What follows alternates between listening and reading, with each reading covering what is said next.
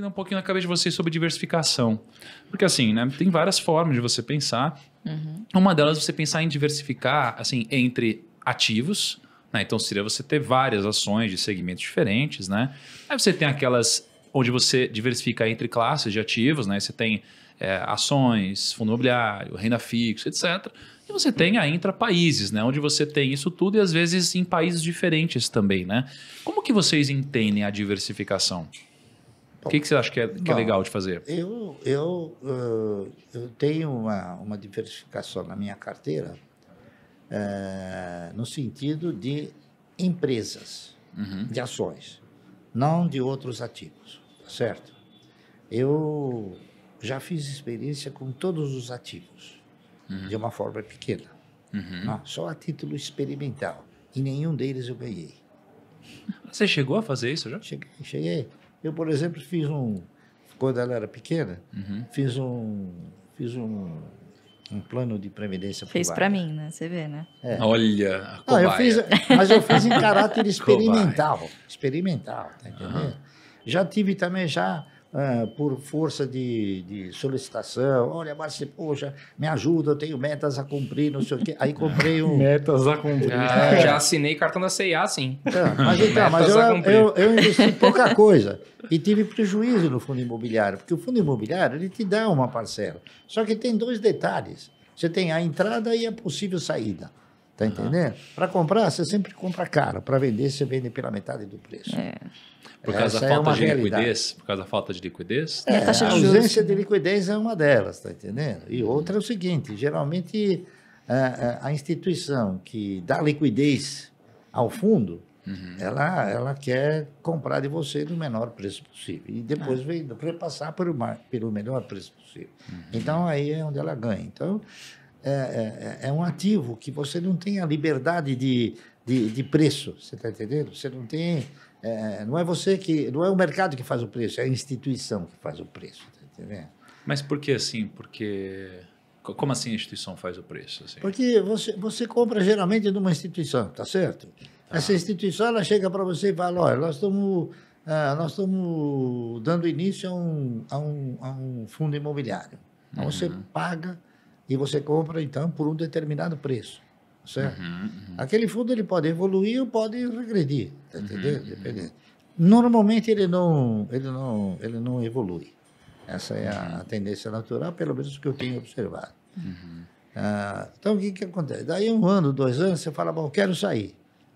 Ele fala, tá bom, ele vai comprar a tua cota pela metade do preço por 30%, 40% menos. Então, geralmente, para o fundo crescer, precisa capitalizar, né? Aquilo que você ganhou ao longo do tempo, você perde de uma tamancada só.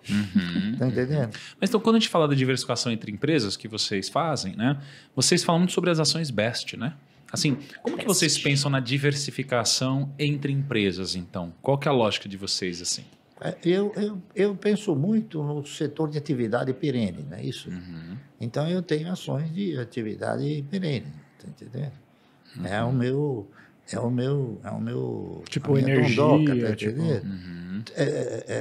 Então, e aquelas que tenham também sustentabilidade, não é isso? Então, atividade perene que consiga fazer com que o seu produto seja pago sem consumir é a de preferência.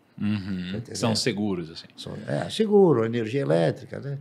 Quantas vezes você não pagou por não ter usado isso daí? Você nem sabe, né? Você nem faz ideia, mas muitas vezes. Tá entendendo?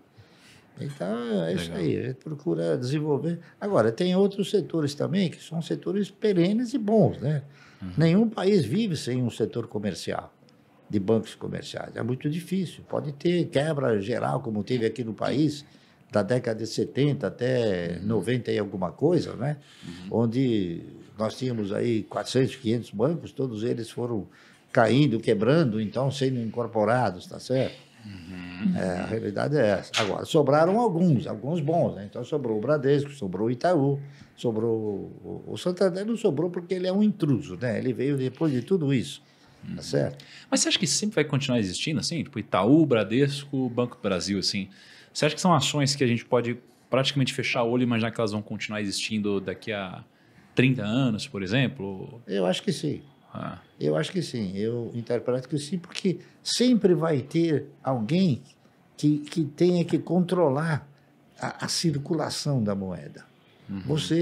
Antigamente você tinha o quê? Você tinha um banco chamado colchão, você botava no colchão. Hoje não, tá entendendo? Hoje você deposita, porque você não tem condições de carregar todo o volume de recursos, não é isso? Então você é obrigado a depositar numa instituição. Até não me lembro que ano, mas não faz muito tempo, você possuía uma conta no banco e quando chegava no fim do exercício, o banco fazia uma análise, né, do seu saldo médio e te dava um juro sobre aquilo. Isso mudou. Você passou a ter o quê? Você passou a ter que pagar para ter a conta, não é isso? Que absurdo isso. Então, acabou se tornando o quê? Acabou se tornando uma reserva de mercado, né? Sim. Então, passou a ser o quê? Um negócio que você também paga para deixar o dinheiro lá.